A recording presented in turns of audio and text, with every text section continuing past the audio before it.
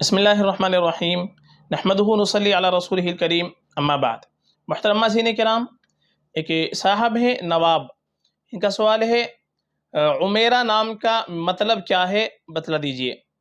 دیکھیے جو نام آپ نے پوچھا ہے عمیرہ، یہ عربی زبان کا لفظ ہے اور یہ عمیر کی مؤنث ہے۔ اس کا جو مذکر آتا ہے وہ آتا ہے عمیر، اور اسی کی مؤنث آتی ہے عمیرہ۔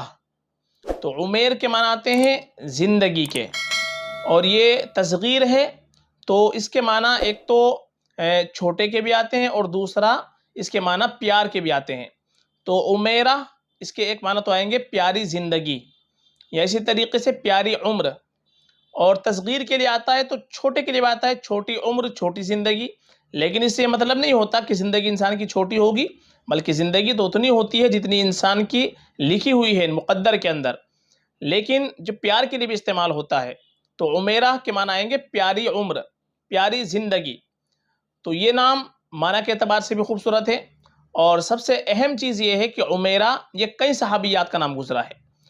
عمیرہ بنت سہل بن رافع یہ ایک صحابیہ کا نام گزرا ہے، اور یہ عمیرہ حضرت سہل رضی اللہ تعالیٰ عنہ کی بیٹی ہیں، جنہوں نے غزوہ تبوک کے موقع پر ساری رات محنت کر کے 2 سا کھجور حاصل کی تھی، اور 1 سا کھجور لے کر کے اپنی بیٹی کو ساتھ لیا، اللہ کے نبی کی خدمت میں حاضر ہو کر کہ وہ آپ کی خدمت میں پیش کی، آپ کی تعمیل ارشاد میں وہ پیش کر دی۔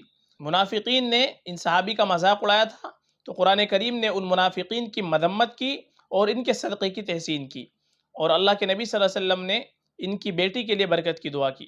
تو یہ بڑا ہی مبارک نام ہے، بابرکت نام ہے۔ تو عمیرہ نام اپنی بیٹی کے لیے بالکل ہم رکھ سکتے ہیں، چونکہ صحابیہ کا نام گزرا ہے تو صحابیہ کی نسبت سے بڑا ہی مبارک نام ہے۔ اور جب ہم صحابیہ کا نام رکھیں تو معنی کی طرف توجہ ہم کو نہیں دینی چاہیے، ان کے نام کی نسبت کافی ہوتی ہے۔ تو یہ بڑا مبارک نام ہے، یہ ہم کو رکھنا چاہیے۔ فقط واللہ اعلم۔